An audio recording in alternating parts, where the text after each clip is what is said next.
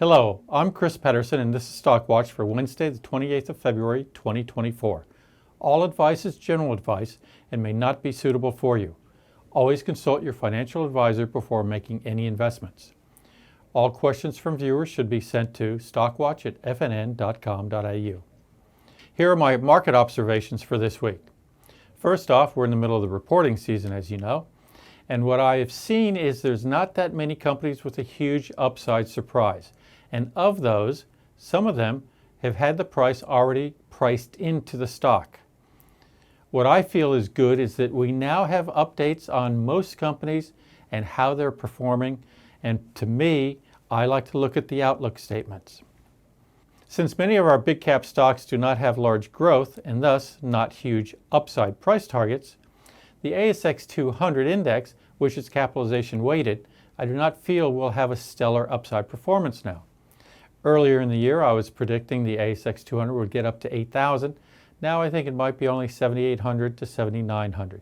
Still up, it'll be slow and steady. Knowing this gives us many opportunities and smart derivative strategies to enhance our profits. Here are some interesting charts I wanted to share. Cable TV subscriber base, this is in the United States. These are quarterly numbers. This is pretty pathetic. All the cable TV subscribers, they are abandoning that mechanism for getting television. Now we look at streaming services. This is another problem. The purple are new subscribers, the orange are the loss of subscribers. So yes, they're getting a lot of new subscribers, but net, the growth is slowing dramatically. U.S. home prices. This is since 2000. Australia's had similar movement in home prices. Why I'm showing you this is because of the whole debate on negative gearing. What you see is a large 3.2 times increase in prices since 2000. If you look at the chart, it's actually 321%. Now in the United States, they don't have negative gearing. So what gives here? Let's take a look at this debate because I find it very insightful.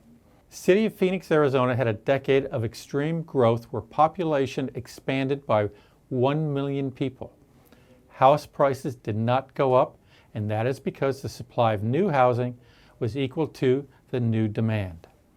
If there is enough houses built in Australia to satisfy demand, prices would not go up. If there were enough rental dwellings available to satisfy demand by renters, rents would not be going up. Accordingly, if there were enough supply of dwellings, negative gearing would not be as attractive.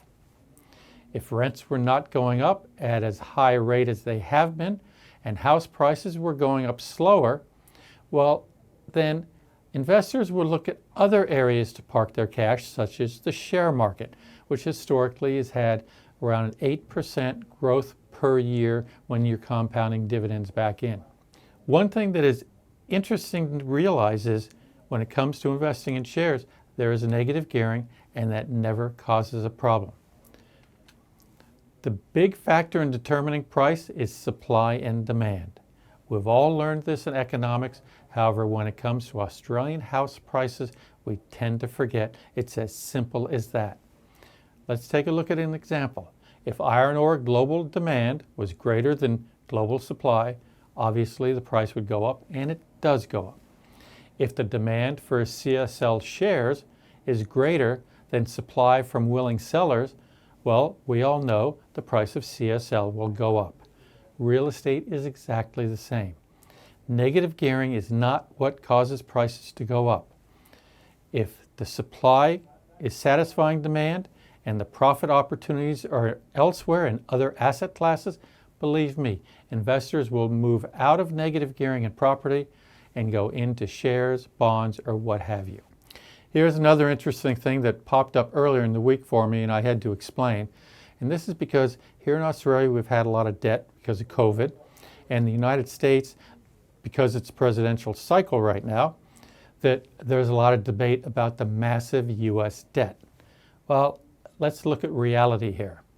These are GDP numbers where we're comparing the total debt to GDP ratio. This is as of December 31st, 2023. Australia was 44%. Japan was 262%. China was low at 22%. However, China has massive amount of debt that's not with the central government. It's in the state, local municipalities, and private banks, what have you. Germany is in the 60s.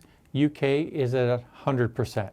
Now, the United States has been all over the place. If we look at the United States, December 2016, they were at 98% debt to GDP.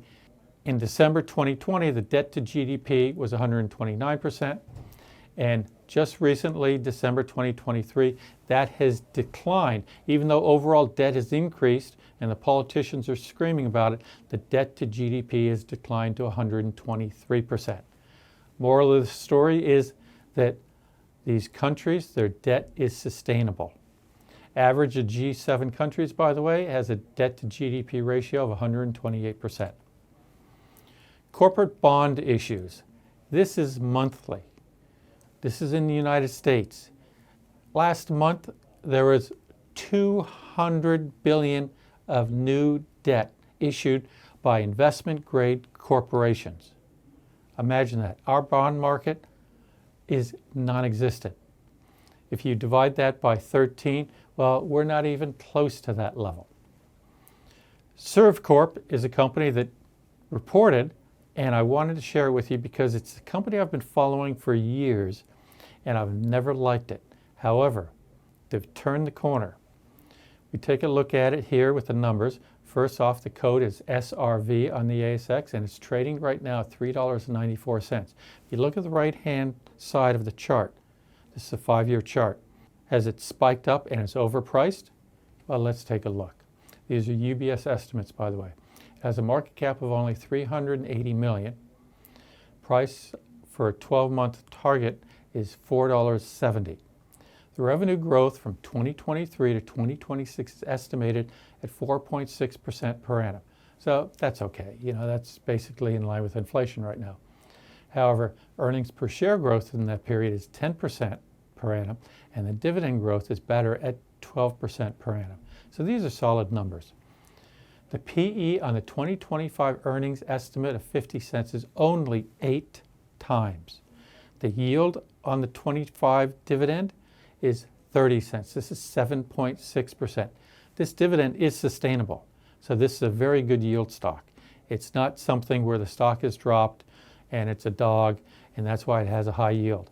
This has a high yield because it's a solid company. Free cash flow is 47%, which is extraordinarily large. And the payout ratio right now is 50%, and they're raising up to 60% by 2025. Servcorp has serviced offices. Nothing new, nothing exciting. However, they're making it work. It's been around a long time, and I now like them much better. Market is waking up to them. I rate it a buy.